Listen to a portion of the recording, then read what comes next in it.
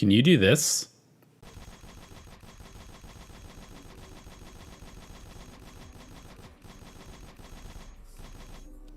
Yeah, I didn't think so. I bet there are probably about 5 of you who can consistently hit over 100,000 points in grid shot. But hey, maybe I'm wrong, so let me know what your high score is in the comments and I'll pick one of you to send 5,000 Valorant points to in my next video. Improving your aim is definitely a pretty important part of improving as a player, especially if you're newer to FPS or stuck in elo hell. Thankfully, there's plenty of fancy apps and minigames to help train your aim, right? One of the most popular and certainly most advertised of these is AimLab. However, I think most people don't really use AimLab correctly. In fact, I think they might even be building bad habits that can be hard to break later. Here's why most people don't use AimLab correctly. A lot of people are introduced to the idea of training their aim through clips like the one of TenZ or another pro player showing off their skills. When we see them play grid shot, naturally our first instinct is to try and go replicate it. We load up AimLab and frantically click around the screen trying to catch every single dot that spawns as quickly as possible. We might even see our score go up after a few runs and assume that we're making progress. Unfortunately, this is the wrong approach. It's actually this focus on speed and the score that is holding us back from achieving them or really improving our aim in a meaningful way. Remember, when we see someone like a pro FPS player, especially one like TenZ who actively grinds AimLab, play the game, we're seeing elite performance in action. He is literally one of the best in the world at this game, and it's a lot like watching a guitar virtuoso shredding a solo or some professional footballer outskilling the other team.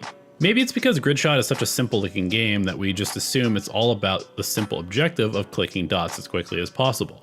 In reality, FPS aim is just like every other fine mechanical skill that requires practice to develop.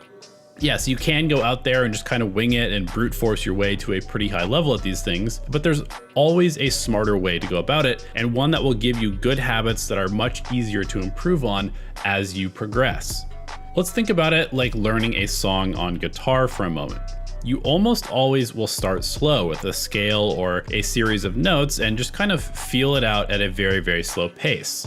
And this is why in music, for example, there's always a metronome. There's a tempo that you can start very, very slowly with practicing that sequence of notes and then gradually speed it up to the actual speed of the song. The other day, I actually saw a video where somebody used a metronome to make their grid shot more rhythmic and improve the speed at which they were clicking on things. And I think that really applies quite well because there is sort of a rhythm that you click on the dots as they spawn. The thing about it is that if you just try to go full speed at the very beginning, you are going to be making mistakes. You're not going to be as accurate as a slower paced speed where you can make sure that you're on point all the time. And what this means is that if you just continually stay fast and you continually make these mistakes, you're habituating this pattern of inaccuracy. And in a game like Valorant and an FPS where it's very important to be very accurate, you don't want to be habitually inaccurate. It just isn't that useful to be able to react to somebody being on your screen only to over flick and miss your shot 80% of the time. Instead, I think that the best way to use something like grid shot or various other mini games in AimLab is to do them as slowly as possible, trying to keep 95 or even higher percentage accuracy and only increasing the speed at which you play the game and click on the dots if you are able to maintain that level of accuracy.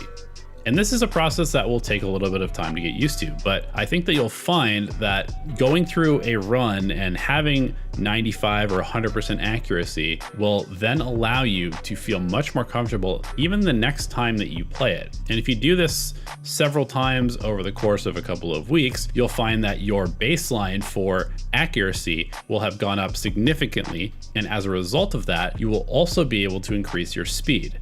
This is basically how you learn a song on any musical instrument. This is how you learn any motion in a sport, is you start slow, you get it down perfectly in terms of accuracy and performance, and then you increase the speed and intensity at which you do the exercise. And in doing so, you're able to build up a much higher level of performance without sacrificing any of your perfection in that performance either.